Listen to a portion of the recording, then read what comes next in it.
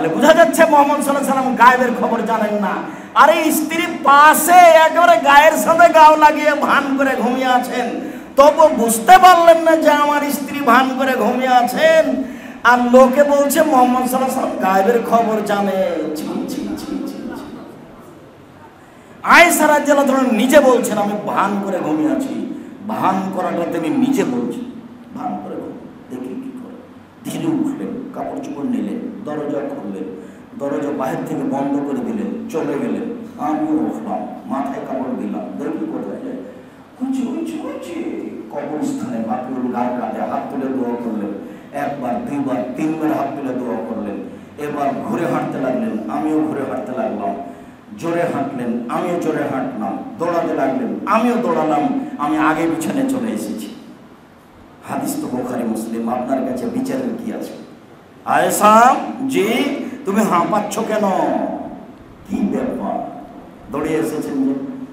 তখন বলছেন দেখেন, আমি যদি মিথ্যা কথা বলি জিবরাইল বলে দিবে যে ঘটনায়, তা আমার মিথ্যা কথা বলার কি আছে?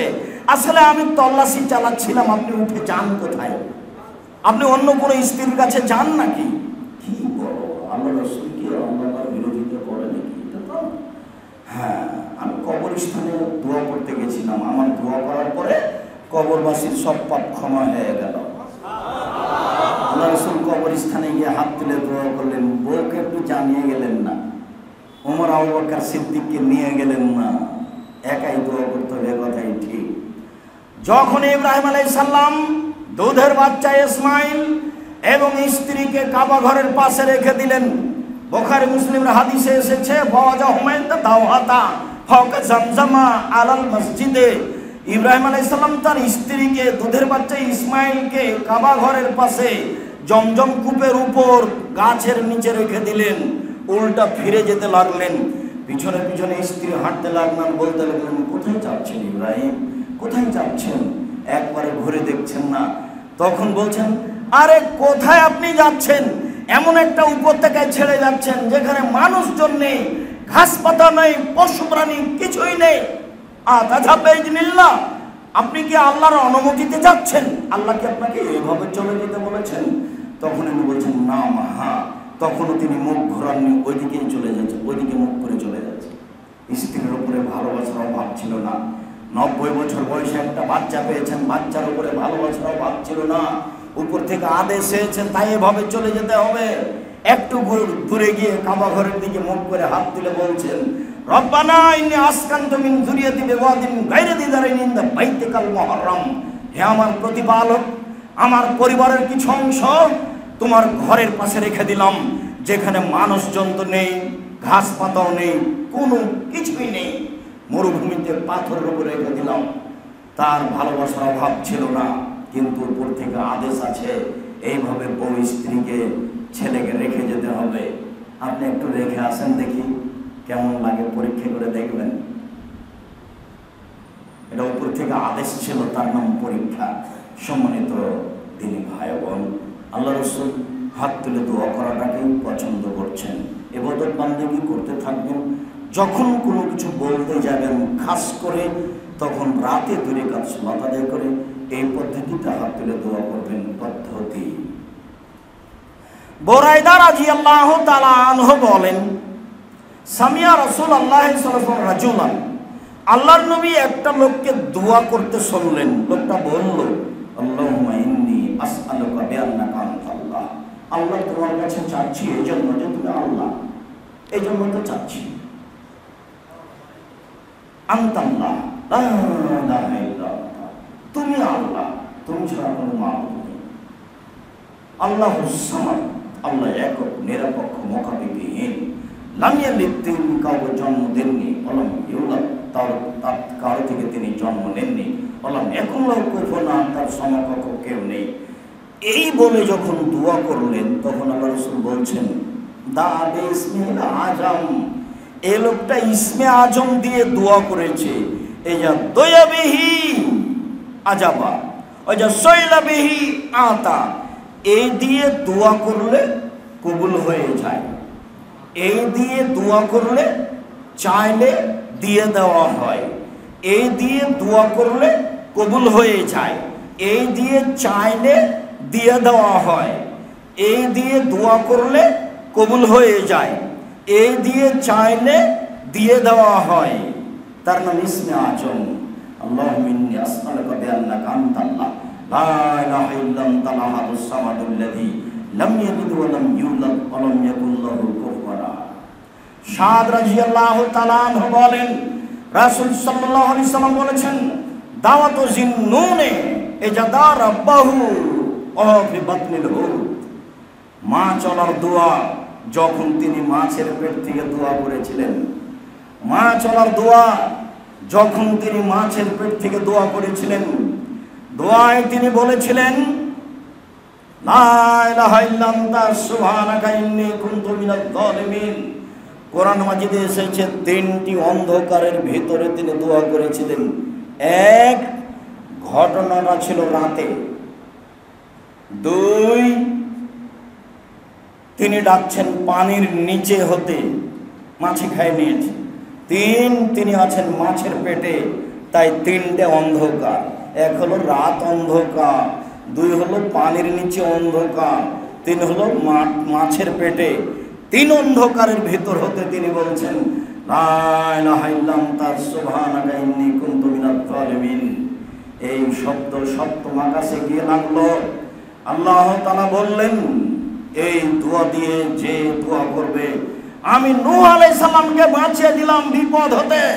পৃথিবীর যে কোনো পুরুষ নারী এই দোয়া পড়ে আমাকে বলবে, আমি তাকে বিপদ থেকে বাঁচিয়ে দেব। রাসূল সাল্লাল্লাহু আলাইহি সাল্লাম বলেন, লাম ইয়াদুবিহি রাজুলুন মা মিন মুসলিমিন ইয়াদুবিহি। যে কোনো পুরুষ নারী যখন এই দিয়ে দোয়া করে, যে কোনো ব্যাপারে ইস্তাজাবাল্লাহু লাহু, আল্লাহ সেটা কবুল করে নেন। সম্মানিত দিনী ভাই বোন, আজকের আলোচনার শেষের দিকে এসে বলছি আরো পদ্ধতি। আমর ইবনে শুআয়ব আন জাদ্দিহি, আমর ইবনে শুআয়ব তার পিতা হতে বর্ণনা করেন, তার পিতা তার দাদা থেকে বর্ণনা করেন। রাসূল সাল্লাল্লাহু আলাইহি ওয়াসাল্লাম বলেছেন, মা মিন মুসলিমিন ইয়াবিতু আলাল লাইলি তাহিরান। কেউ যদি ওযু করে ঘুমায়, ফায়াতাআররা মিনাল লাইলি, শেষ রাতে উঠে, ফায়াসআলুল্লাহ মিন খাইরিন মিন আমরিদ দুনিয়া ওয়াল আখিরা, তারপর আল্লাহকে বলে ইহকালের কথা, পরকালের কথা, ইহকালের প্রয়োজন, পরকালের প্রয়োজন, যে কোনো বিষয়ে আল্লাহর কাছে বলবে, সেটা আল্লাহ কবুল করবেনই, করবেনই, জরুরি ভাবে করবেন। তাহলে এবার সব মিলে কি হলো?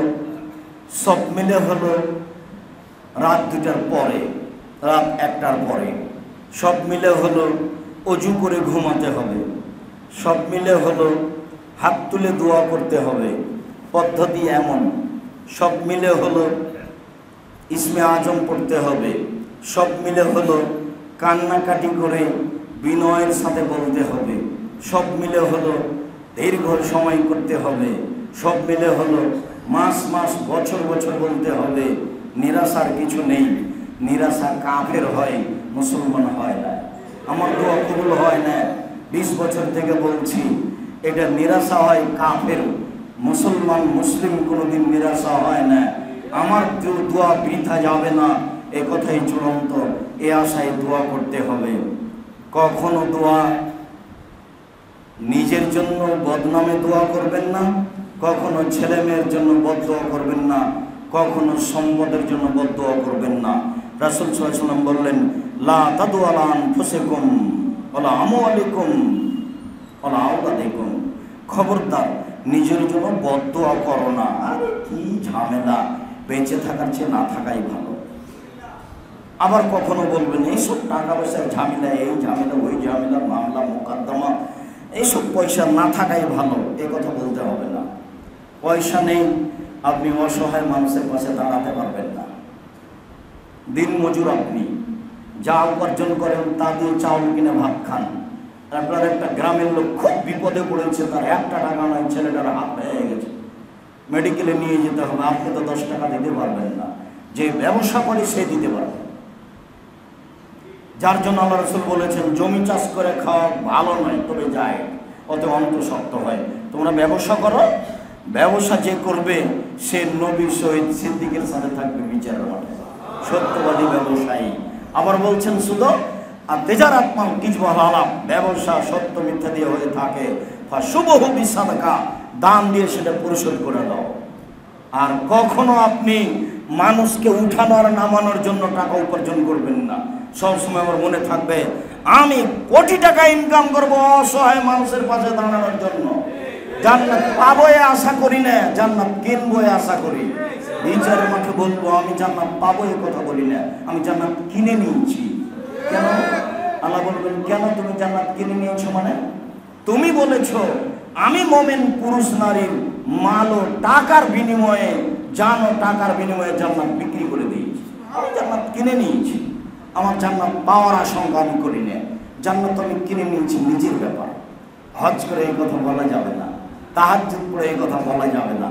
ইবাদতের জগতে সবচেয়ে শক্তিশালী ইবাদত হলো দান। আর পয়সা বেশি উপার্জন না করলে এই কাজ করতে পারবেন না। বলছিলাম কখনো সম্পদের জন্য বদদোয়া করবেন না, ছেলে মেয়ের জন্য বদদোয়া করবেন না। আলোচনার শেষের দিকে এসে বলছি যে দুয়া এমন একটা জিনিস যেটা মানুষের ভাগ্যকে পরিবর্তন করে দেয়। পৃথিবী সৃষ্টির 50,000 বছর পূর্বে লেখা হয়েছে মানুষের ভাগ্য। করোনা দিয়ে ভাগ্য পরিবর্তন হবে না। তাই আমি আব্দুর রাজ্জাক বিন ইউসুফ বলেছিলাম যার করোনা হয়েছে আমি তার সাথে একসাথে খেতে প্রস্তুত। কেউ যদি করোনায় মারা যায় তাহলে আমি তার গোসল দেওয়াবো, জানাজা দেওয়াবো, আমি মাটি দেবো। এতে যদি আমার করোনা হয় আমি বলবো না এর কারণে হয়েছে, আমি বলবো পৃথিবী সৃষ্টির 50,000 বছর পূর্বে আমারও ভাগ্যে করোনা লেখা হয়েছিল, তাই হয়েছে। আমি অল্পদিন বাঁচতে এসে করোনার নাম দিয়ে পরকাল হারাতে রাজি নই। আমি আব্দুর রাজ্জাক বিন ইউসুফ তাকদীরকে বিশ্বাস করি। রাসূল সাল্লাল্লাহু আলাইহি ওয়াসাল্লাম বলেছেন তাকদীর পরিবর্তন হয় আপনার দোয়া দিয়ে। করোনা আমার হবে না যদি লেখাও থাকে, বেশি কান্নাকাটি করে দোয়া করলে আল্লাহ এটা কেটে দিবেন। যাক, পৃথিবী সৃষ্টির 50,000 বছর পূর্বে তোমার ভাগ্যে আমি লিখে দিয়েছিলাম করোনা, তোমার কান্নাকাটির কারণে ওটা আমি কেটে দিলাম। মাস্ক পরেন, পরা ভালো। ধুলাবালির জন্য, করোনার জন্য মাস্ক পরবেন, তখন শিরক হবে। সারা দুনিয়া পড়ছে যে, হুজুর পড়ছে যে, কাবা ঘরে চলছে যে, সারা পৃথিবীর মানুষ যদি সবাই পড়ে তবু শরীরে টানো। তাকদীর ভিন্ন জিনিস আর মানুষের গতি ভিন্ন জিনিস। অতএব তাকদীরকে বিশ্বাস করে চলতে হবে, বেঁচে থাকা আপনার সহজ হবে। শেষ পর্যন্ত আমি বললাম আমি আব্দুর রাজ্জাক বিন ইউসুফ যদি একাই থাকি দুনিয়াতে তবু আমি পায়ের সাথে পা মিলাবো কারোর সাথে দাঁড়ালে, অন্যথায় একাই বাড়িতে থেকে চলে যাব।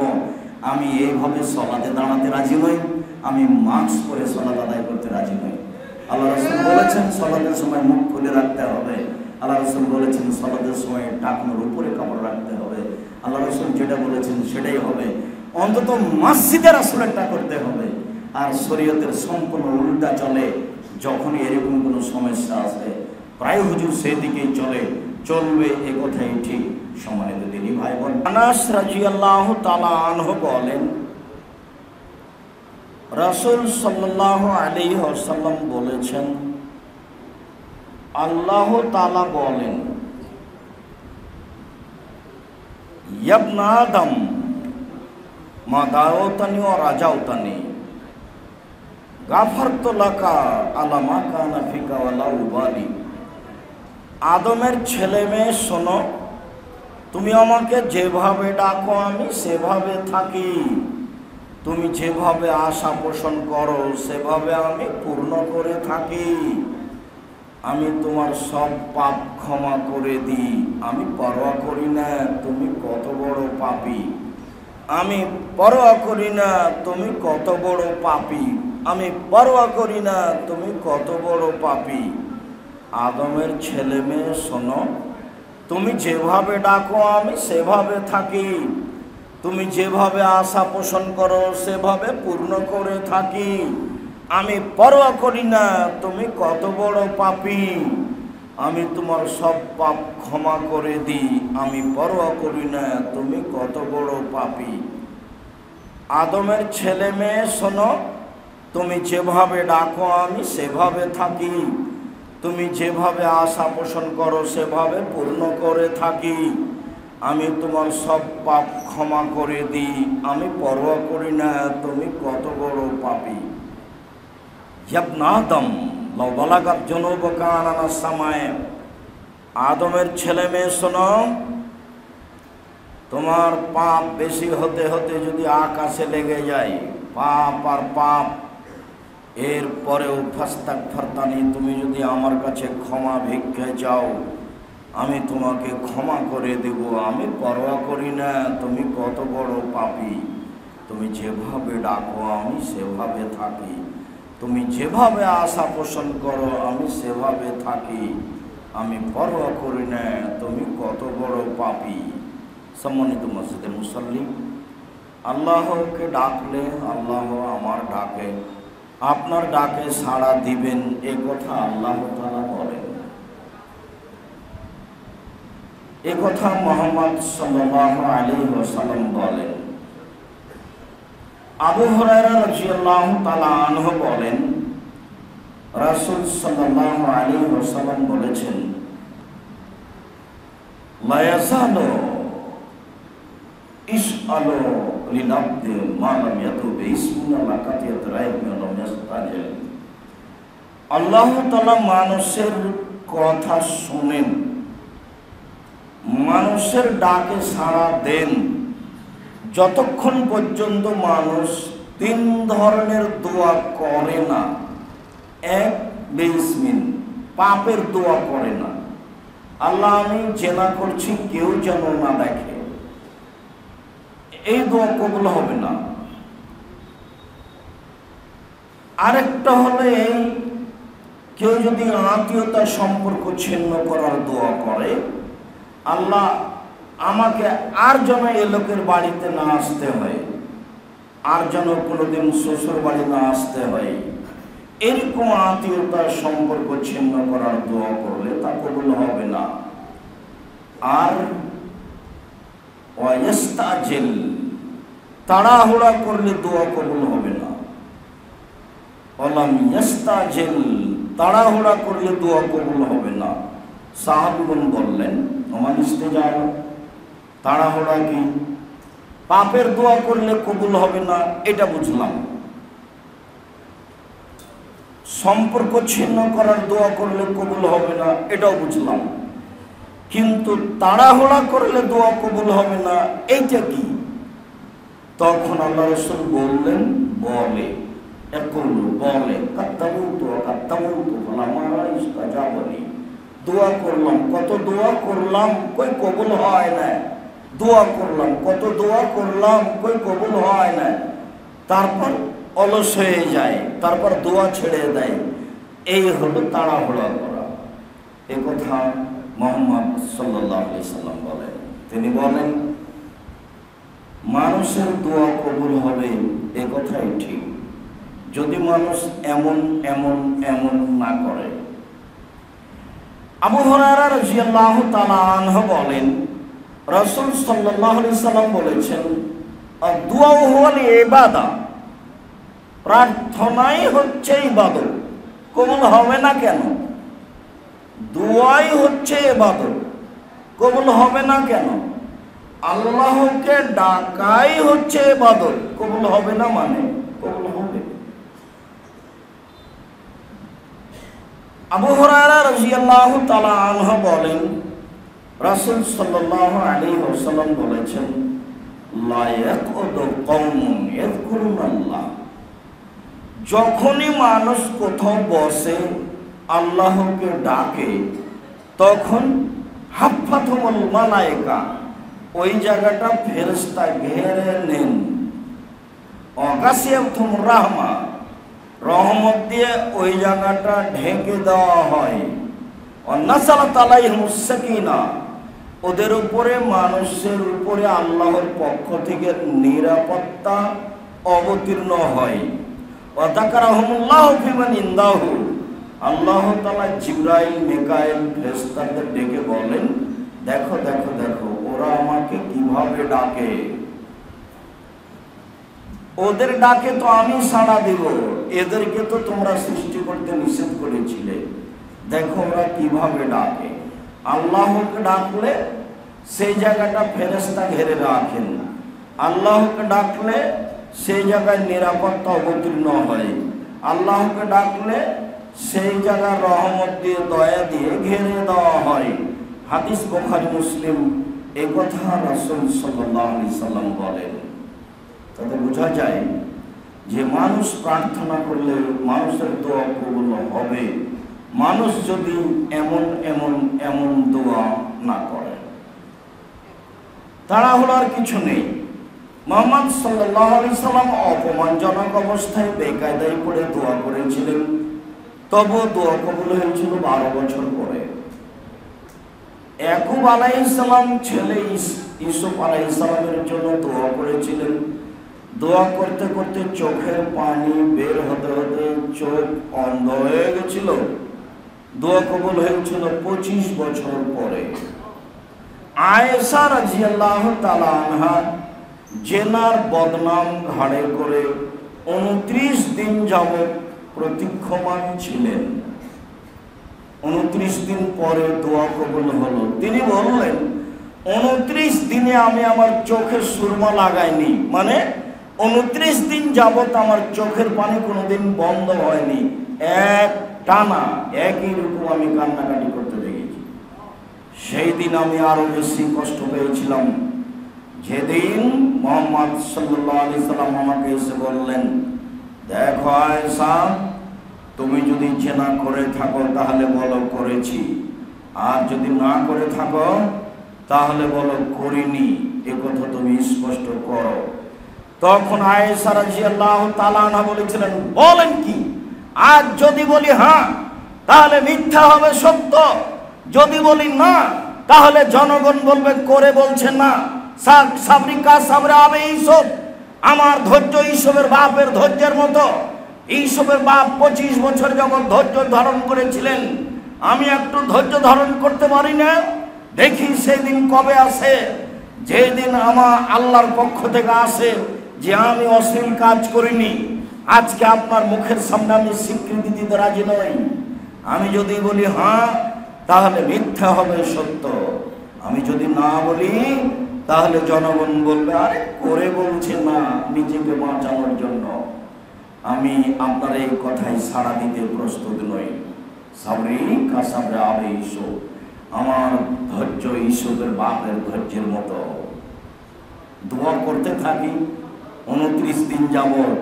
মহিলা হিসাবে পৃথিবীতে সবচেয়ে দামি মহিলা, বাপ হিসাবে সবচেয়ে দামি বাপ আয়েশা রাদিয়াল্লাহু আনহার পিতা আবু বকর সিদ্দিক রাদিয়াল্লাহু তাআলা, স্বামী হিসাবে পৃথিবীতে সবচেয়ে সম্মানী স্বামী মুহাম্মদ সাল্লাল্লাহু আলাইহি ওয়াসাল্লাম, আদম সন্তানের মধ্যে সবচেয়ে সম্মানী মানুষ। তার স্ত্রী 29 দিন যাবত কান্নাকাটি করলেন। তখন আল্লাহ বললেন আয়েশা অশ্লীল কাজে লিপ্ত হয়নি। আয়েশার মা বললেন, আয়েশা তুমি মুহাম্মদ সাল্লাল্লাহু আলাইহি সাল্লামের কাছে গিয়ে ক্ষমা চাও। আয়েশা বললেন, বলেন কি? আমি আল্লাহ রাসূলের কাছে ক্ষমা চাইবো কেন? যিনি বললেন যে তুমি জিনা করনি, আমি তার শুকরিয়া আদায় করি, আলহামদুলিল্লাহ। আয়েশা রাদিয়াল্লাহু তাআলা এই কথা বললেন। তিনি বললেন, আমি মনে করেছিলাম যে আল্লাহ মুহাম্মদ সাল্লাল্লাহু আলাইহি সাল্লামকে বলে দিবেন যে তুমি আয়েশার বিষয়টি স্পষ্ট হয়ে যাও যে ও জিনা করেনি। কোরআন মাজিদ নাজেল হবে আমার ব্যাপারে, আমি আয়েশা নিজেকে এত বড় মানুষ মনে করিনি। আমি একটা সাধারণ মানুষ, আমার ব্যাপারে কোরআন নাজেল হবে আল্লাহর পক্ষ থেকে, আমি এত বড় আশা করিনি। তবে আমি 29 দিন যাবত এক টানা 24 ঘন্টা আল্লাহকে বলতে দেখেছি তুমি আমাকে বিপদ মুক্ত করো, আমি অন্যায়ের সাথে জড়িত নই। সম্মানিত মসজিদের মুসল্লি, দিনী মুসলিম ভাই বোন, আল্লাহকে ডাকলে আল্লাহ কথা গ্রহণ করবেন, এ কথাই ঠিক। তবে সময়ের ব্যবধান এমনটাও হতে পারে আমি যেটা বলছিলাম ওর চেয়ে আল্লাহ একটা বড় দিয়েছেন, কিন্তু আমি বুঝতে পারিনি। তখন আমি বুঝলাম যে আমার দোয়া কবুল হয়নি। ওর চেয়ে বড়টা হয়ে গেছে, কিন্তু আমি তো আর বুঝতে পারলাম না, আমি একটা চেয়েছিলাম সেটা হয়নি, তখন আমি বুঝলাম যে আমার দোয়া কবুল হয়নি। এরপরেও যে আপনি যেটা আল্লাহকে বলছেন, আল্লাহর কৃপণতা করার কোনো প্রয়োজন নেই। আপনি যেটা বলছেন সেটা আল্লাহ এক সময় গ্রহণ করবেন, নইলে বিচারের মাঠে তার নেকি দিয়ে দিবেন। আপনি দৃঢ়তার সাথে দোয়া করুন। আবু হুরায়রা রাদিয়াল্লাহু তাআলা আনহু বলেন, রাসূল সাল্লাল্লাহু আলাইহি সাল্লাম বলছেন, উদুল্লাহ ওয়াস্তাইকিনু বিল ইজাবা, আল্লাহকে ডাকো আর বলো আমার দোয়া কবুল হবেই হবে। আমার দোয়া তুমি কবুল করো। আল্লাহকে ডাকো এবং দৃঢ়তা রাখো, আমার দোয়া কবুল হবেই। কেন? ইন্নাল্লাহ লা ইস্তাজাবু আন রাজুলিন লাহিন, যে মানুষ বেখিয়াল, কোনো মনোযোগ নেই, এমনিতে আল্লাহকে বলল, কথা শেষ করে দিল, এমন কথা আল্লাহ কবুল করেন না। তাই তো আমি আপনাদেরকে দেখাই, অনেক সময় বলি, এইটা আবার কিশোরগঞ্জ, এইটা আবার ময়মনসিংহ, গাজীপুর জেলার পাশে। আপনি আমার দিনী ভাই, আপনি আমার দিনী বোন, আপনার সাথে আমার কোনো দ্বিমতের কিছু নেই। বিশ্বাস করুন, 32 বছর আমি কোনোদিন অপ্রয়োজনীয় কোনো বাক্য বলিনি। কাজে আমার কথায় আপনার ক্ষিপ্ত হয়ে কোনো লাভ নেই, বরং ক্ষিপ্ত হলে পরকালে আপনাকে জবাব দিয়ে হতে হবে, আপনি ক্ষতিগ্রস্ত হবেন, এ কথাই ঠিক। আপনি শুনে মেনে নেবেন, অন্যথায় চুপ থাকবেন, এটাই হবে আপনার ভদ্রতার পরিচয়। আমি বলছিলাম, আসসালামু আলাইকুম রহমতুল্লাহ, আসসালামু আলাইকুম রহমতুল্লাহ, আলহামদুলিল্লাহ রাব্বিল আলামিন, বিহাক্কি লা ইলাহা ইল্লাল্লাহ। তারপর উঠে খাড়া হয়ে গেল। বলেন তো এটা কোন দোয়া? এটা আল্লাহকে কেমন ডাকা? এখানে কান্নাকাটি আছে, এখানে ভয় ভীতি আছে, এখানে বিনয়ী আছে, কোনটা আছে? আল্লাহ তাআলা আমাদের নবীকে বলছেন, শোনেন, ফাইজা ফারাগতা ফানসাব ওয়া ইলা রাব্বিকা ফারগাব। মুহাম্মদ সাল্লাল্লাহু আলাইহি সাল্লাম, আপনি যখন দুনিয়াবি কাজ থেকে অবসর হবেন, তখন আপনি কঠোর শ্রমে আত্মনিয়োগ করুন, আর আপনি আমাকে যা বলবেন তা বিনয়ের সাথে কান্নাকাটি করে বলুন। আমাকে বলতে হলে বিনয়ের সাথে কান্নাকাটি করে বলতে হবে, গ্রহণ করবো না করবো সেটা পরের ব্যাপার। আগে আমার যথাযথ প্রশংসা করতে হবে, মুহাম্মদ সাল্লাল্লাহু আলাইহি সাল্লামের উপরে দরুদ পড়তে হবে, তারপর চোখের পানি ঝরিয়ে আমাকে বলতে হবে আমার 1 বিঘা জমির প্রয়োজন ময়মনসিংহ শহরে, কিশোরগঞ্জ বাজারে আমার 3 কাঠা 3 শতক জমির প্রয়োজন, আমার ছেলে বিপদে আছে, তুমি আমার ছেলেকে বাঁচাও। এই কথাটা বলার পূর্বে আগে প্রশংসা করতে হবে, দরুদ পড়তে হবে, চোখের পানি ঝরিয়ে আমাকে বলতে হবে, তারপরে মানব কিনা পরে। মুহাম্মদ সাল্লাল্লাহু আলাইহি সাল্লাম, আপনি যখন দুনিয়াবি কাজ থেকে অবসর হবেন, তখন ইবাদতে কঠোর শ্রমে আত্মনিয়োগ করুন, আর আপনি আমাকে যা বলবেন তা বিনয়ের সাথে কান্নাকাটি করে বলুন। বলেন তো কে বলছেন, কাকে বলছেন? আল্লাহ তাআলা বলছেন। কাকে বলছেন? মুহাম্মদ সাল্লাল্লাহু আলাইহি সাল্লামকে বলছেন। এবার আপনি বলুন, আসসালামু আলাইকুম রাহমাতুল্লাহ, আসসালামু আলাইকুম রাহমাতুল্লাহ, আলহামদুলিল্লাহ, বিহাক্কি লা ইলাহা ইল্লাল্লাহ। এটা কি? এটা কোন দোয়া? ধর্ম পাগল হয়ে গেছে। धर्म राजशाही चापे न मुझे हवाई लड्डू जो चाहे उसको खा ले, जो चाहे उसको छोड़ दे, বল হিসাব। এইরকম ইবাদত থেকে তওবা করে ফিরে আসতে হবে, অন্যথায় তওবা করতে এইরকম ইবাদত পরিত্যাগ করতে হবে। আপনার সাথে আমার দ্বীনি আপোষ। মনে রাখবেন, অন্যের উপরে বিরোধিতা করে কথা বলে কোনো লাভ নেই। বলছে যে ওরা ইহুদি হয়ে গেছে, ওরা খ্রিস্টান হয়ে গেছে। আপনি কি ভেবেছেন কখনো আল্লাহর নবী বলেছেন কেউ যদি কাউকে ইহুদি বলে আর ও যদি ইহুদি না হয় তাহলে যে বলেছে সেই ইহুদি? এই হাদিস বুখারী মুসলিম। আপনার বাঁচার পথ কি? তারপরে যে আপনি বললেন ইহুদি খ্রিস্টান টাকা দিয়ে মসজিদ বানাচ্ছে, আপনি ইতিহাসের পাতা খুঁজুন, জিজ্ঞাসা করুন যারা বাংলাদেশ থেকে বহির্বিশ্বে আছে, কোন ইহুদি কোন খ্রিস্টান 10টা টাকা 1টা টাকা দেয় নাকি? বাঙালি যারা মাঠ কর্মী টয়লেট পরিষ্কার করছে তারাই টাকা দিয়েছে 5-10 রিয়াল, তারই টাকার মসজিদ, তারই মসজিদ। আপনি যে বললেন ইহুদি খ্রিস্টানের টাকা দিয়ে, যদি এটা না হয় তাহলে আপনার কি হবে? কোনো বিবেচনা হোসজ্ঞান আছে? খান আর মানুষের বদনাম করে বাড়ান, হিসাব থাকে না? আপনার মুখের দোয়া কবুল হবে না তো? আপনার মুখখানি খারাপ, আপনার মুখখানি নাম হলো দোমুখা, আপনার মুখখানি নাম হলো মুনাফিকি মুখ। এই মুখে দুইটা জিভা থাকবে বিচার মাঠে আগুনের। আমি এই কথা বলিনি, এই কথা মুহাম্মদ সাল্লাল্লাহু আলাইহি ওয়াসাল্লাম বলেন। এই মুখে আপনি আল্লাহকে কি বলবেন, বলার জন্য তো একটা প্রস্তুতি থাকতে হবে। সম্মানিত মসজিদের মুসল্লি, বিষয়টি বিবেচনা করে আল্লাহকে হিসাব করে বিবেচনা করে ডাকুন। আল্লাহ ডাকে সাড়া দিবেন, এ কথা আল্লাহ তাআলা বলেন, এ কথা মুহাম্মদ সাল্লাল্লাহু আলাইহি ওয়াসাল্লাম বলেন। আল্লাহ তাআলা বলেন, তুমি যেভাবে ডাকো আমি সেভাবে আছি, তুমি যেভাবে আশা পোষণ করো আমি সেভাবে পূর্ণ করে থাকি। আমি তোমার সব পাপ ক্ষমা করে দিই। আমি পরোয়া করি না তুমি কত বড় পাপী, আমি পরোয়া করি না তুমি কত বড় পাপী, আমি বিবেচনা করি না তুমি কত বড় পাপী, আমি বললেই তোমাকে আমি ক্ষমা করে দিই। ডাকে কে? সেটা তো একটা কথা। ডাকলেন মুহাম্মদ সাল্লাল্লাহু আলাইহি সাল্লাম, 12 বছর পরে কবুল হলো। ডাকলেন ইয়াকুব আলাইহিস সালাম, কবুল হলো 25 বছর পরে। ডাকলেন আয়েশা রাদিয়াল্লাহু তাআলা আনহা, কবুল হলো 29 দিন পরে। হাতে হাতে কবুল হয়, না হওয়ার কিছু নয়। তবে নবীগণ বলেছেন, সাহাবেগণ বলেছেন, মাতা নাসরুল্লাহ, সাহায্য কবে হবে? জানছি হবে, তবে কবে? সেই দিন কবে? সবই যে ধ্বংস হলো, চলেই তো গেলাম, বিদায়ের সময় তো চলে এসেছে, কই সাহায্য তো আসে না, কবুল তো হয় না। এ কথা সাহাবীগণ বলেছেন। আপনাকে ধৈর্যের পরিচয় দিয়ে আগাতে হবে, আল্লাহকে ডাকতে হবে। আল্লাহ তাআলা বলেন, ওয়াস্তাঈনু বিস-সাবরি ওয়াস-সালাহ, আল্লাহর কাছে সাহায্য চাও সালাত দিয়ে আর ধৈর্য দিয়ে। সালাত আদায় করে দিলে দিয়ে আল্লাহকে ডাকো, তোমার ডাকে আল্লাহ সাড়া দিবেন। আল্লাহ আমার ডাকে সাড়া দিবেন, এই কথাই ঠিক। বিশ্বাস রেখে ডাকে সাড়া দেব ইনশাআল্লাহ। আল্লাহ তোমাদের কবুল করো। আল্লাহুম্মা সাল্লি আলাইহি, আল্লাহুম্মা বারিক আলাইহি।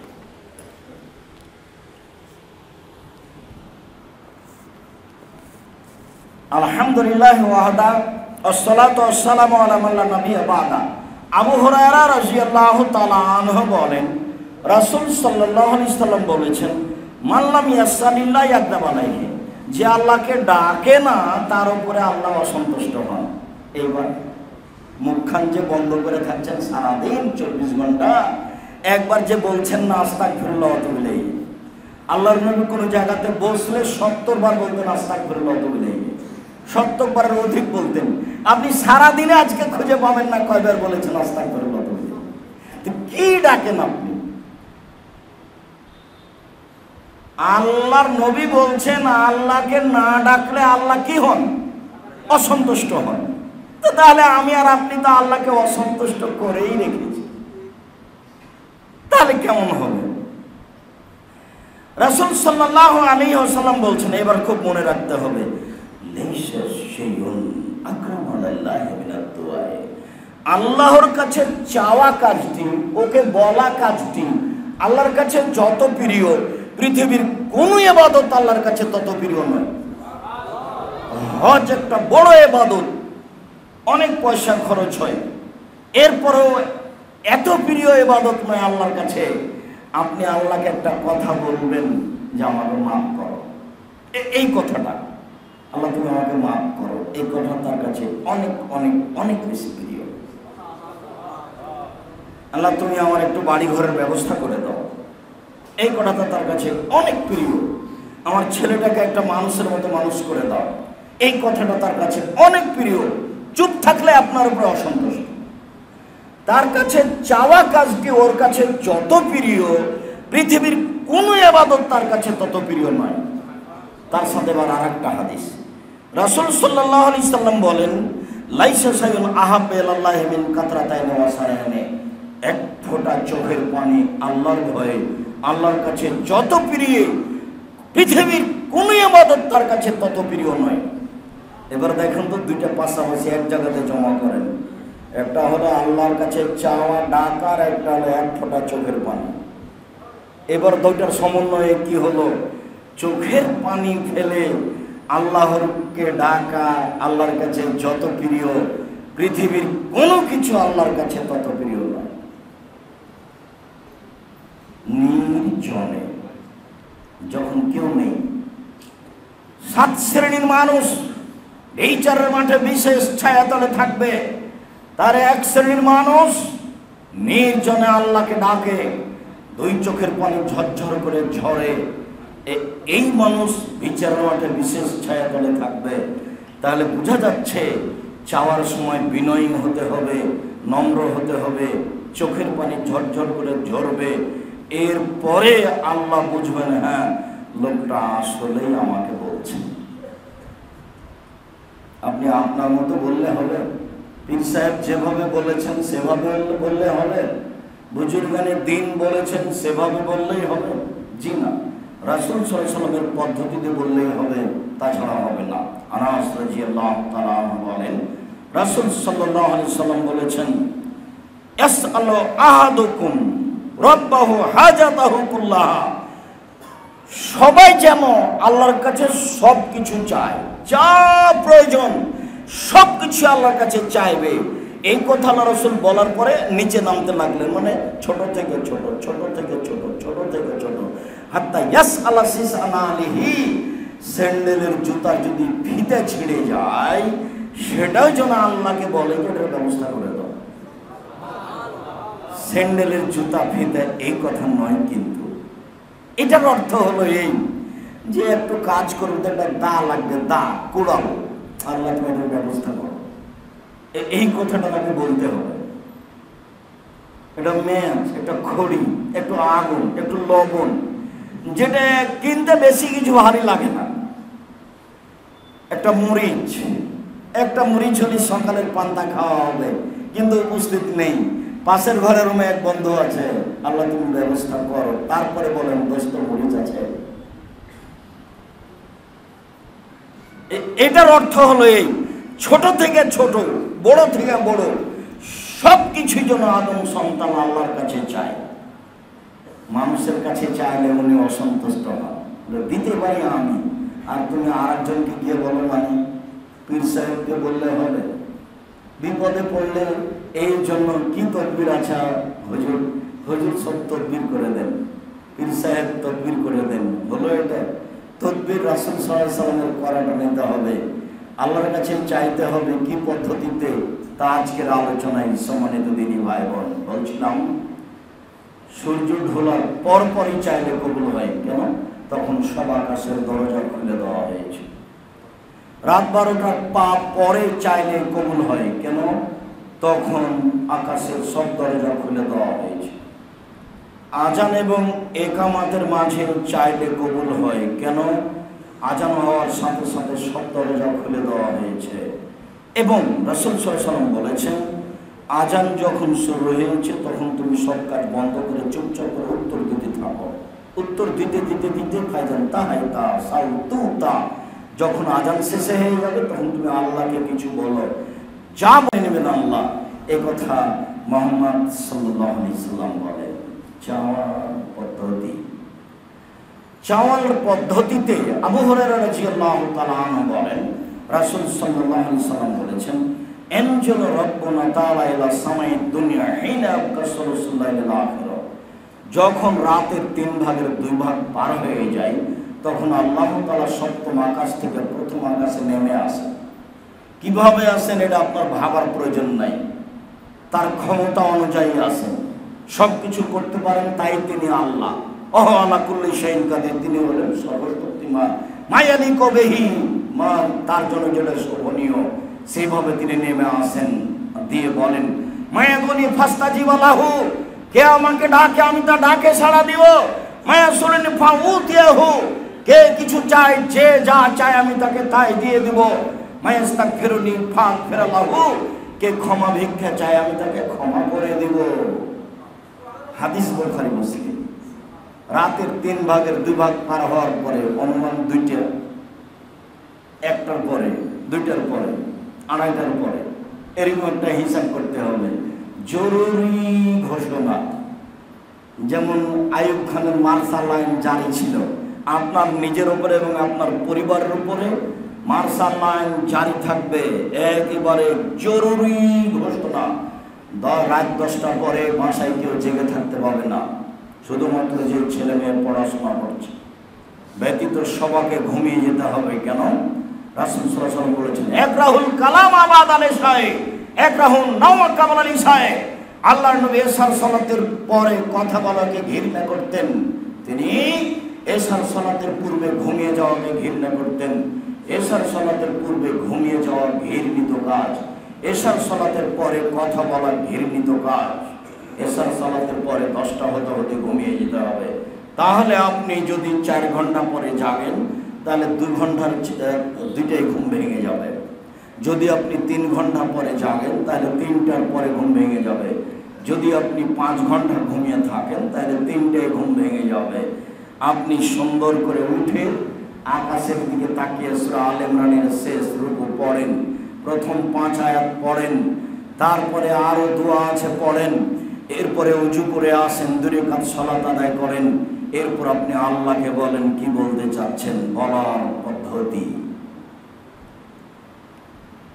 আব্দুল্লাহ ইবনে আব্বাস রাদিয়াল্লাহু তাআলা আনহু বলেন, রাসূল সাল্লাল্লাহু আলাইহি সাল্লাম বলেছেন, আর রাফু হাত তুলে দোয়া লায়ার ফা হাজামান কে বাইরে, যেটা কাঁধ পার হবে না, কাঁধ সামনাসামনি থাকবে।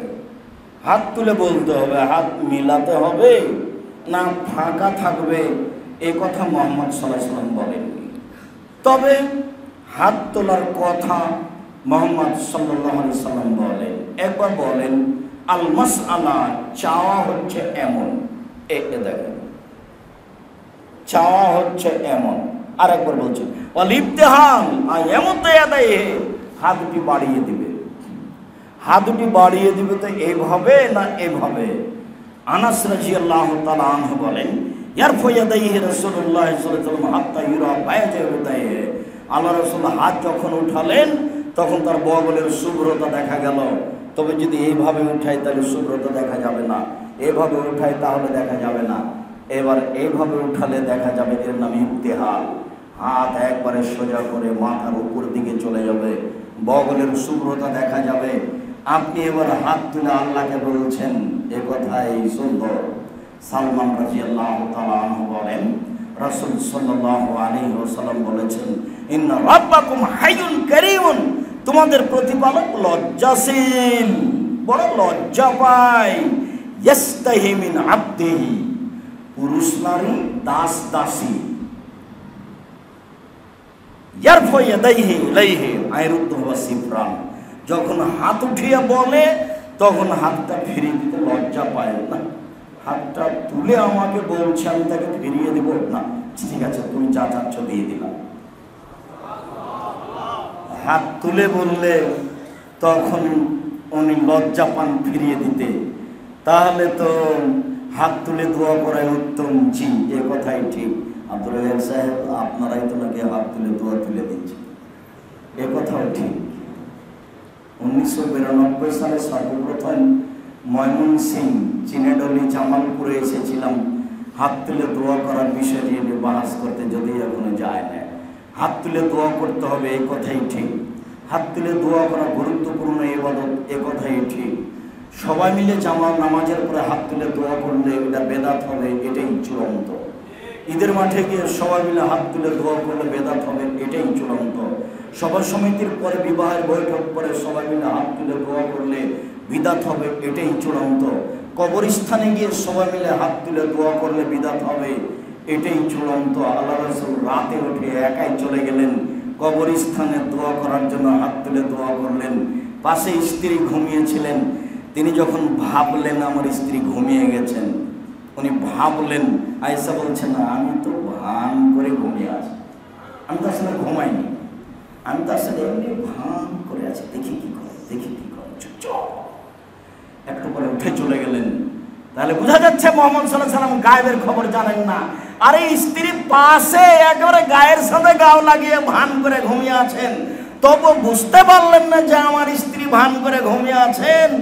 আর লোকে বলছে মুহাম্মদ সাল্লাল্লাহু আলাইহি ওয়াসাল্লাম গায়েবের খবর জানে। আয়েশা রাদিয়াল্লাহু তাআলা নিজে বলছেন, আমি ভান করে ঘুমিয়ে আছি। ভান করাটা তিনি নিজে বলছেন, ভান করে দেখি কি করে। ধীরে উঠলেন, কাপড় চোপড় নিলেন, দরজা খুললেন, দরজা বাহির থেকে বন্ধ করে দিলেন, চলে গেলেন। আমিও উঠলাম, মাথায় কাপড় দিলাম, দেখি কোথায় যায়। কবরস্থানে বাকিউল গারকাদে হাত তুলে দোয়া করলেন, একবার, দুইবার, তিনবার হাত তুলে দোয়া করলেন। এবার ঘুরে হাঁটতে লাগলেন, আমিও ঘুরে হাঁটতে লাগলাম। জোরে হাঁটলেন, আমিও জোরে হাঁটলাম। দৌড়াতে লাগলেন, আমিও দৌড়ালাম। আমি আগে পিছনে চলে এসেছি। হাদিস তো বুখারী মুসলিম, আপনার কাছে বিচারের কি আছে? আয়েশা জি, তুমি হাঁপাচ্ছ কেন? কি ব্যাপার? দৌড়িয়ে এসেছেন যে? তখন বলছেন, দেখেন আমি যদি মিথ্যা কথা বলি জিবরাইল বলে দিবে যে ঘটনায়, তা আমার মিথ্যা কথা বলার কি আছে? আসলে আমি তল্লাশি চালাচ্ছিলাম, আপনি উঠে যান কোথায়? আপনি অন্য কোনো স্ত্রীর কাছে যান নাকি? কি বলো, আল্লাহ রাসূল কি আল্লাহর বিরোধিতা করে নাকি? হ্যাঁ, আমি কবরস্থানে দোয়া করতে গেছিলাম। আমার দোয়া করার পরে কবরবাসীর সব পাপ ক্ষমা হয়ে গেল। আল্লাহ রাসূল কবরস্থানে গিয়ে হাত তুলে দোয়া করলেন। বউকে একটু জানিয়ে গেলেন না, ওমর আবু বকর সিদ্দিককে নিয়ে গেলেন না, একাই দোয়া করতে হবে, কথাই ঠিক। যখন ইব্রাহিম আলাইহিস সালাম দুধের বাচ্চা ইসমাইল এবং স্ত্রীকে কাবা ঘরের পাশে রেখে দিলেন, বুখারী মুসলিমের হাদিসে এসেছে, ফাওয়াজা হুমায়তা দাওহাতা ফাওকা জামজামা আলাল মসজিদে। ইব্রাহিম আলাইহিস সালাম তার স্ত্রীকে, দুধের বাচ্চা ইসমাইলকে কাবা ঘরের পাশে জমজম কূপের উপর গাছের নিচে রেখে দিলেন। উল্টা ফিরে যেতে লাগলেন, পিছনে পিছনে স্ত্রী হাঁটতে লাগলেন, বলতে লাগলেন, কোথায় যাচ্ছেন ইব্রাহিম, কোথায় যাচ্ছেন? একবারে ঘুরে দেখছেন না। তখন বলছেন, আরে কোথায় আপনি যাচ্ছেন? এমন একটা উপত্যকায় ছেড়ে যাচ্ছেন যেখানে মানুষজন নেই, ঘাস পাতা নেই, পশু প্রাণী কিছুই নেই। আপনি কি আল্লাহর অনুমতিতে যাচ্ছেন? আল্লাহ কি আপনাকে এইভাবে চলে যেতে বলেছেন? তখন উনি বলছেন, না মা। তখনও তিনি মুখ ঘোরাননি, ওইদিকেই চলে যাচ্ছে, ওইদিকে মুখ করে চলে যাচ্ছে। স্ত্রীর উপরে ভালোবাসার অভাব ছিল না। 90 বছর বয়সে একটা বাচ্চা পেয়েছেন, বাচ্চার উপরে ভালোবাসার অভাব ছিল না। উপর থেকে আদেশ এসেছে, তাই এভাবে চলে যেতে হবে। একটু দূরে গিয়ে কাবা ঘরের দিকে মুখ করে হাত তুলে বলছেন, রব্বানা ইন্নী আসকানতু মিন যুররিয়াতি বিওয়াদিন গায়রি যি যারইন ইনদা বাইতিকাল মুহাররম। হে আমার প্রতিপালক, আমার পরিবারের কিছু অংশ তোমার ঘরের পাশে রেখে দিলাম, যেখানে মানুষজন তো নেই, ঘাস পাতাও নেই, কোনো কিছুই নেই। মরুভূমিতে পাথরের উপরে রেখে দিলাম। তার ভালোবাসার অভাব ছিল না, কিন্তু উপর থেকে আদেশ আছে এইভাবে বউ স্ত্রীকে, ছেলেকে রেখে যেতে হবে। আপনি একটু রেখে আসেন দেখি কেমন লাগে, পরীক্ষা করে দেখবেন। এটা উপর থেকে আদেশ ছিল, তার নাম পরীক্ষা। সম্মানিত দিনী ভাই বোন, আল্লাহ রাসূল হাত তুলে দোয়া করাটাকেই পছন্দ করছেন। ইবাদত বান্দেগি করতে থাকবেন। যখন কোনো কিছু বলতে যাবেন, খাস করে তখন রাতে 2 রাকাত সালাত আদায় করে এই পদ্ধতিতে হাত তুলে দোয়া করবেন। পদ্ধতি বুরাইদা রাদিয়াল্লাহু তাআলা আনহু বলেন, সামিয়া রাসূলুল্লাহ সাল্লাল্লাহু আলাইহি রাজুলান, আল্লাহর নবী একটা লোককে দোয়া করতে শুনলেন। লোকটা বলল, আল্লাহুম্মা ইন্নী আসআলুকা বিআন্নাকা আনতাল্লাহ। আল্লাহ, তোমার কাছে চাচ্ছি এই জন্য যে তুমি আল্লাহ, এই জন্য তো চাচ্ছি। আনতাল্লাহ, লা ইলাহা ইল্লাল্লাহ, তুমি আল্লাহ, তুমি ছাড়া কোনো মাবুদ নেই। আল্লাহুস সামাদ, আল্লাহ একক, নিরপেক্ষ, মুখাপেক্ষীহীন। লাম ইয়ালিদ, তিনি কাউকে জন্ম দেননি। ওয়ালাম ইউলাদ, তার কারো থেকে তিনি জন্ম নেননি। ওয়ালাম ইয়াকুন লাহু কুফুওয়ান আহাদ, তার সমকক্ষ কেউ নেই। এই বলে যখন দোয়া করলেন, তখন আল্লাহ রাসূল বলছেন, দা বিসমিল আজম।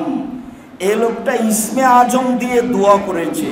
এই যা দয়াবিহি আজাবা, ওই যা সয়লাবিহি আতা, এই দিয়ে দোয়া করলে কবুল হয়ে যায়।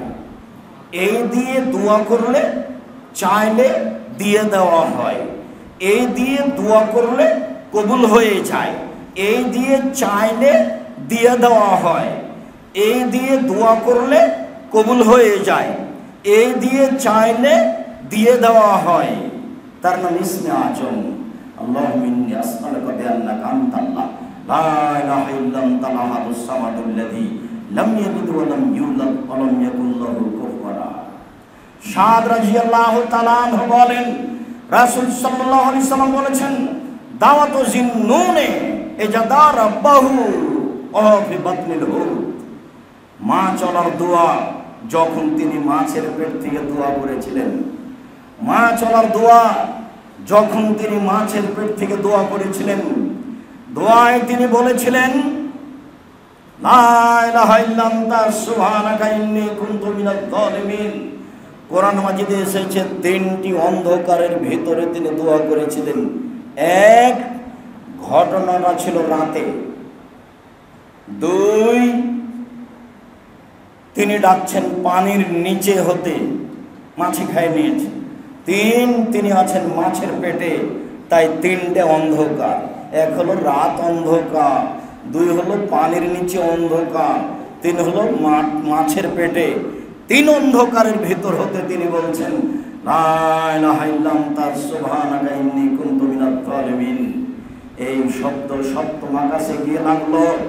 আল্লাহ তাআলা বললেন, এই দোয়া দিয়ে যে দোয়া করবে, আমি নূহ আলাইহিস সালামকে বাঁচিয়ে দিলাম বিপদ হতে। পৃথিবীর যে কোনো পুরুষ নারী এই দোয়া পড়ে আমাকে বলবে, আমি তাকে বিপদ থেকে বাঁচিয়ে দেব। রাসূল সাল্লাল্লাহু আলাইহি সাল্লাম বলেন, লাম ইয়াদুবিহি রাজুলুন মা মিন মুসলিমিন ইয়াদুবিহি। যে কোনো পুরুষ নারী যখন এই দিয়ে দোয়া করে, যে কোনো ব্যাপারে ইস্তাজাবাল্লাহু লাহু, আল্লাহ সেটা কবুল করে নেন। সম্মানিত দিনী ভাই বোন, আজকের আলোচনার শেষের দিকে এসে বলছি আরো পদ্ধতি। আমর ইবনে শুআয়ব আন আবিহি আন জাদ্দিহি, আমর ইবনে শুআয়ব তার পিতা হতে বর্ণনা করেন, তার পিতা তার দাদা থেকে বর্ণনা করেন। রাসূল সাল্লাল্লাহু আলাইহি ওয়াসাল্লাম বলেছেন, মা মিন মুসলিমিন ইয়াবিতু আলাল লাইলি তাহিরান। কেউ যদি ওযু করে ঘুমায়, ফায়াতাআররা মিনাল লাইলি, শেষ রাতে উঠে, ফায়াসআলুল্লাহ মিন খাইরিন মিন আমরিদ দুনিয়া ওয়াল আখিরাহ, তারপর আল্লাহকে বলে ইহকালের কথা, পরকালের কথা, ইহকালের প্রয়োজন, পরকালের প্রয়োজন, যে কোনো বিষয়ে আল্লাহর কাছে বলবে, সেটা আল্লাহ কবুল করবেনই, করবেনই, জরুরি ভাবে করবেন। তাহলে এবার সব মিলে কি হলো? সব মিলে হলো রাত 2টার পরে, রাত 1টার পরে। সব মিলে হলো অজু করে ঘুমাতে হবে। সব মিলে হলো হাত তুলে দোয়া করতে হবে, পদ্ধতি এমন। সব মিলে হলো ইসমে আজম পড়তে হবে। সব মিলে হলো কান্নাকাটি করে বিনয়ের সাথে বলতে হবে। সব মিলে হলো দীর্ঘ সময় করতে হবে। সব মিলে হলো মাস মাস বছর বছর বলতে হবে। নিরাশার কিছু নেই। নিরাশা কাফের হয়, মুসলমান হয় না।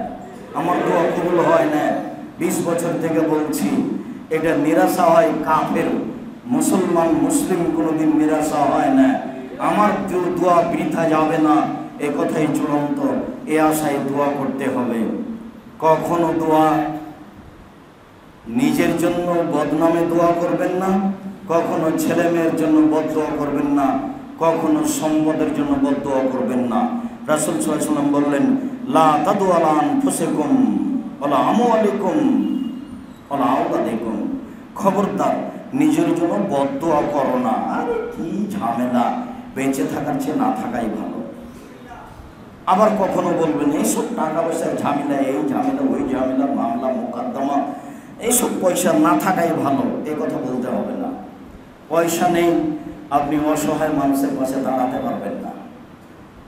দিন মজুর, আপনি যা উপার্জন করেন তা দিয়ে চাউল কিনে ভাত খান।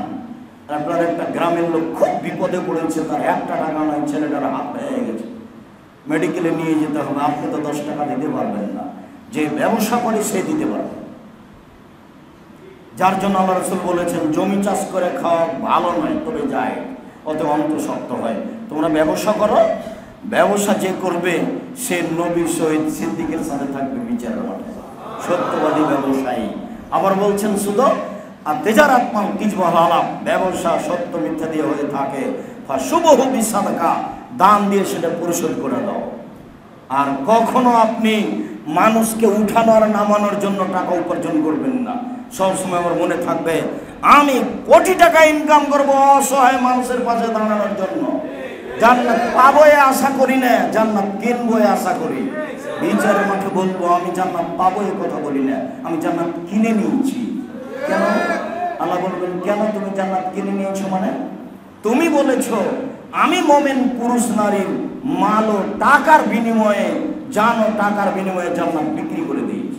আমি জান্নাত কিনে নিয়েছি, আমার জান্নাত পাওয়ার আশঙ্কা আমি করি না। জান্নাত আমি কিনে নিয়েছি নিজের ব্যাপার।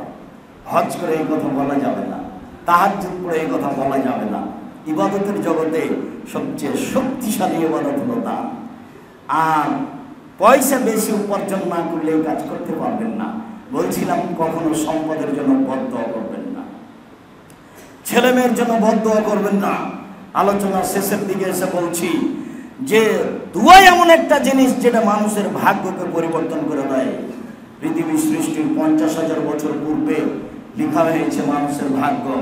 করোনা দিয়ে ভাগ্য পরিবর্তন হবে না।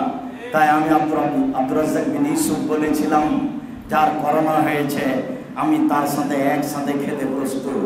কেউ যদি করোনায় মারা যায় তাহলে আমি তার গোসল দেওয়াবো, জানাজা দেওয়াবো, আমি মাটি দেবো। এতে যদি আমার করোনা হয় আমি বলবো না এর কারণে হয়েছে, আমি বলবো পৃথিবী সৃষ্টির 50,000 বছর পূর্বে আমারও ভাগ্যে করোনা লেখা হয়েছিল, তাই হয়েছে। আমি অল্প দিন বাঁচতে এসে করোনার নাম দিয়ে পরকাল হারাতে রাজি নই। আমি আব্দুর রাজ্জাক বিন ইউসুফ তাকদীরকে বিশ্বাস করি। রাসূল সাল্লাল্লাহু আলাইহি ওয়াসাল্লাম বলেছেন তাকদীর পরিবর্তন হয় আপনার দোয়া দিয়ে। করোনা আমার হবে না যদি লেখাও থাকে, বেশি কান্নাকাটি করে দোয়া করলে আল্লাহ এটা কেটে দিবেন। যাক, পৃথিবী সৃষ্টির 50,000 বছর পূর্বে তোমার ভাগ্যে আমি লিখে দিয়েছিলাম করোনা, তোমার কান্নাকাটির কারণে ওটা আমি কেটে দিলাম। মাস্ক পরেন, পরা ভালো। ধুলাবালির জন্য, করোনার জন্য মাস্ক পরবেন, তখন শিরক হবে। সারা দুনিয়া পড়ছে যে, হুজুর পড়ছে যে, কাবা ঘরে চলছে যে, সারা পৃথিবীর মানুষ যদি সবাই পড়ে তবু শরীরে টানো। তাকদীর ভিন্ন জিনিস আর মানুষের গতি ভিন্ন জিনিস। অতএব তাকদীরকে বিশ্বাস করে চলতে হবে, বেঁচে থাকা আপনার সহজ হবে। শেষ পর্যন্ত আমি বললাম আমি আব্দুর রাজ্জাক বিন ইউসুফ যদি একাই থাকি দুনিয়াতে তবু আমি পায়ের সাথে পা মিলাবো কারোর সাথে দাঁড়ালে, অন্যথায় একাই বাড়িতে থেকে চলে যাব। আমি এইভাবে সলাতে দাঁড়াতে রাজি নই, আমি মাস্ক পরে সলাত আদায় করতে রাজি নই। আল্লাহ রাসূল বলেছেন সলাতের সময় মুখ খুলে রাখতে হবে। আল্লাহ রাসূল বলেছেন সলাতের সময় ঢাকনার উপরে কাপড় রাখতে হবে। আল্লাহ রাসূল যেটা বলেছেন সেটাই হবে। অন্তত মসজিদের রাসূলেরটা করতে হবে। আর শরীয়তের সম্পূর্ণ উল্টা চলে যখন এরকম কোনো সমস্যা আসে, প্রায় হুজুর সেই দিকেই চলবে, এ কথাই ঠিক। সম্মানিত দিনী ভাই বোন, বলছিলাম বিশেষ প্রার্থনা, ছেলে মেয়ের জন্য বদদোয়া করলে বদদোয়া বাপ মায়ের দোয়া কবুল হবে, তখন আপনার ছেলে মেয়ে বিপদে পড়ে যাবে। কখনো ছেলে মেয়ের জন্য বদদোয়া করবেন না। আলোচনার শেষে এসে আপনাকে আমি বিষয়গুলি বিস্তারিত দেখার জন্য অনুরোধ জানিয়ে আরও বলছি, সেটা হচ্ছে বই পুস্তক একটু দেখতে হবে। এদেশে একটা বই পাওয়া যায় উপদেশ, আব্দুর রাজ্জাক বিন ইউসুফ। বই পুস্তকের সাথে সংকীর্ণতা করিয়েন না। আমার জীবনে আমি কোনোদিন জাতিকে ফাঁকি দিইনি। দীর্ঘ 90 সাল থেকে 33 বছর চলছে, জাতির সামনে আছি মুখে কলমে মিডিয়ায়। দীর্ঘ 33 বছর আমি কোনোদিন আমার স্বার্থ নিয়ে জাতির সামনে কথা বলিনি। দীর্ঘ 33 বছর আমি জাতির কাছে কোনোদিন পয়সা চাইনি। দীর্ঘ 33 বছর আমি মানুষের কাছে পথ খরচ পাথেও চাইনি। দীর্ঘ 33 বছর আমি কোনোদিন মাঝাব নিয়ে কথা বলিনি। দীর্ঘ 33 বছর আমি কোনোদিন সরকার নিয়ে কথা বলিনি। এই পাতা আমি পড়তে রাজি নই। আমি রাসূল সাল্লাল্লাহু আলাইহি ওয়াসাল্লাম যা বলেছেন সেটুকু জাতিকে বলতে প্রস্তুত। আপনি আমার বক্তব্য নেটে দেখুন, কোনো দিন যদি এরকম একটা বাক্য প্রমাণ হয়ে যায় জাতির সামনে আমি কথা বলবো না, এই কথাই চূড়ান্ত। জাতির যদি রাস্তাঘাট করে দিতে না পারি, জাতির যদি স্কুল কলেজ করে দিতে না পারি, জাতিকে চূড়ান্ত সঠিক ধর্ম দিতে পারবো ইনশাআল্লাহ। ধর্মের ব্যাপারে জাতিকে ফাঁকি দিয়ে পরকাল হারাতে রাজি নয়। এরকম কোনো চিন্তা ভাবনা 5 মিনিটের জন্য করিনি। জাতিকে হিসাব করে কথা বলতে হবে, এটা আমি কোনোদিন বিবেচনা করিনি। ভাবি মান সম্মান আল্লাহর হাতে, আল্লাহ ওভাবে রেখেছেন। সভাপতি সেক্রেটারিকে হিসাব করে কোনোদিন কথা বলতে হবে, এ বিবেচনা আমি করিনি। জাতিকে আমি ধর্মের নামে ফাঁকি দিইনি। কলমে মিডিয়েই আমি দিনরাত যা বলছি সেটাই বলছি। আজকে আপনাদের সামনে বিশেষ প্রার্থনা একটি গুরুত্বপূর্ণ বিবরণ পেশ করলাম। আপনি দিনী ভাই হিসেবে, দিনী বোন হিসেবে আপনি এই পূর্ণ আলোচনাকে বারবার সামনে নিয়ে দেখবেন, বুঝতে পারবেন আল্লাহ কি বলেছেন, রাসূল কি বলেছেন। মর্মে আমি আপনাদেরকে আন্তরিকভাবে অনুরোধ জানাচ্ছি, আপনি মুসলিম, চলে যেতে হবে, কথাই ঠিক। আমার উপদেশে 4টা কথা মনে রাখবেন। 1, 5 ওয়াক্ত সালাত, যার সাথে কোনো আপোষ নেই। মাথা ব্যথা পরে পড়বো এ কথা নয়, কাপড়ে পেশাব পায়খানা লেগে আছে এ কথা নয়, কাল থেকে পড়বো এ কথা নয়। পৃথিবীতে মানুষের কাছে একটি কাজ এত গুরুত্বপূর্ণ, পৃথিবীতে দ্বিতীয় কাজ এত গুরুত্বপূর্ণ নেই, সেটাই হলো সালাত। মানুষের জীবনের সবচেয়ে গুরুত্বপূর্ণ কাজ হলো 5 ওয়াক্ত সালাত। মানুষের জীবনে দ্বিতীয় গুরুত্বপূর্ণ কাজ হলো হালাল রুজি। হালাল রুজি উসমানের মতো উপার্জন করতে শিখবেন। টাকা দিয়ে জান্নাত কিনবে, এটা মাথায় রাখবেন ইনশাআল্লাহ। তৃতীয়, কোরআন মাজিদ পড়বেন 24 ঘন্টায়, যে কোনো একবার পড়তেই হবে। নিচে নামতে নামতে অন্তত নিচে গিয়ে রেখেছি সূরা ইখলাস, অন্তত সূরা ইখলাস 3 বার পড়ে আল্লাহকে বলবেন আমি কোরআন মাজিদ পড়ি, এটা প্রমাণ করে রাখবেন। 4, দোকানপাটে বসবেন না, দুইজন যেখানে বসে আছে সেখানে বসবেন না, যার নাম হলো আড্ডা পিটা। জীবনে কোনো দিন আড্ডা পিটার নামে বসবেন না। ওখানে কারো বদনাম হচ্ছিল, ওখানে আপনি বলেছেন ঠিকই বলেছি, শাসনই খারাপ। এখন আপনি তাহাজ্জুদ দিয়ে সেটা পার করেন দেখি, ওটা তো মানুষের বদনাম। এখন তো আর হজ করে হবে না, কান্নাকাটি করে হবে না, ওটা তো হবে না। ঠিকই বলেছিস, ও আসলই খারাপ। এখন এটা মাফ হবে কি দিয়ে? আল্লাহর কাছে যদি বলেন তা আল্লাহ বলবেন না আমি তো জালেম নই। আপনি যার বদনাম করেছেন তাকে গিয়ে বলেন, আদরে বলেন ভাই আমাকে মাফ করেন। আমি যদি মাফ করি তাহলে আমি আল্লাহ হব জালেম। আপনি মানুষের সম্মান নষ্ট করলেন আর আমি ক্ষমা করে দেবো মানে? জেনা করে আমাকে বললে আমি ক্ষমা করে দেবো, চুরি করে আমাকে বললে আমি ক্ষমা করে দেবো, কোটি টাকা সুদ খেয়ে আমাকে বললে আমি ক্ষমা করে দেবো। জীবনে নামাজ পড়নে আজকে সালাত শুরু করেছো 80 বছর বয়সে, আমাকে বলো আমার ভুল হয়েছে আমি ক্ষমা করে দেবো। তুমি বলেছো ওর আসলই খারাপ ওই লোকটা, এই কথা আমি ক্ষমা করবো না। আমি ক্ষমা করলে আমি হবো জালেম। যার জন্য আড্ডা পিটবেন না, দোকানে বসে সময় কাটাবেন না। দোকানে গেছেন, যা কিনেছেন, যা প্রয়োজন তা কিনে নিয়ে পাল্টা ফিরে আসবেন। আসসালামু আলাইকুম দোকানদার সাহেব, এটা দেন। হ্যাঁ শেষ হয়েছে, আসসালামু আলাইকুম, গেলাম। এশার সালাতের পরে গল্প করবেন না পড়াশোনা ছাড়া। এশার পূর্বে ঘুমাবেন না। উপদেশগুলি মনে রাখার জন্য অনুরোধ জানাচ্ছি। তারপরে অনুরোধ জানাচ্ছি, আমার মনে বড় সাধ, আমি এদেশের মাটিতে উন্নত মানের প্রতিষ্ঠান গড়বই গড়ব ইনশাআল্লাহ। সেটাই হচ্ছে জামিয়া সালাফিয়া। আমার মনে বড় সাধ, এই দেশের মাটিতে আমি উন্নত মানের প্রতিষ্ঠান গড়বই গড়ব ইনশাআল্লাহ, যেখানে ছেলে মেয়ে বাংলা, ইংরেজি, আরবি উন্নত মানের শিক্ষা অর্জন করে জাতির অন্যায়ের বিরুদ্ধে লড়বে। মুখে কলমে মিডিয়াই, মুখে বলছি, কলম বের হওয়ার সাথে দেখবেন বই পুস্তক আছে, সাথে সাথে আল ইতিসাম পত্রিকা আছে। দেশ বিদেশের বড় বড় বিদ্বান মুফতি দিয়ে সেই পত্রিকা বের করা হয়, যার নাম মাসিক আল ইতিসাম পত্রিকা। লক্ষ লক্ষ টাকা খরচের জায়গা জামিয়া সালাফিয়া। আমার মনে বড় সাধ, এইটা আমি বাস্তবায়ন করবো ইনশাআল্লাহ। জামিয়া সালাফিয়া ডাঙ্গিপাড়া পাওয়া রাজশাহী 26 বিঘা জমির উপর অবস্থান করে। সেখানে একটা মসজিদ আছে 90% প্রায় 3 বিঘা জমির উপরে 3000 মুসল্লি একসঙ্গে সালাত আদায় করতে পারে, যার 4 তলার কাজ শেষের দিকে। জামিয়া সালাফিয়া রূপগঞ্জ, নারায়ণগঞ্জ, ঢাকা 51 বিঘা জমির উপর অবস্থান করে, যেখানে একটা মসজিদ তৈরি হচ্ছে 6 বিঘা জমির উপরে 33 শতকের বিঘায় 200 শতক, যার একতলায় 10,000 মানুষ সালাত আদায় করতে পারবে, বাইতুল হাম জামে মসজিদ নামে। বলছিলাম সম্মানিত দিনী ভাই বোন, জামিয়া সালাফিয়া রূপগঞ্জ, নারায়ণগঞ্জ, ঢাকা, জামিয়া সালাফিয়া ডাঙ্গিপাড়া পাওয়া রাজশাহী, জামিয়া সালাফিয়া 6 মাইল বাবুগঞ্জ বরিশাল, জামিয়া সালাফিয়া তেঘরা বিরল দিনাজপুর, এসব প্রতিষ্ঠানগুলি চলমান। এসব প্রতিষ্ঠানে প্রায় 5,000 ছেলে মেয়ে পড়াশোনা করে। এসব প্রতিষ্ঠানে প্রায় 300 জন শিক্ষক শিক্ষিকা রয়েছেন, যাদের প্রতি মাসে বেতন লাগে 32 লক্ষ। কিভাবে চলে আমি জানি না, তবে চলছে এটা আমি দেখতে পাচ্ছি।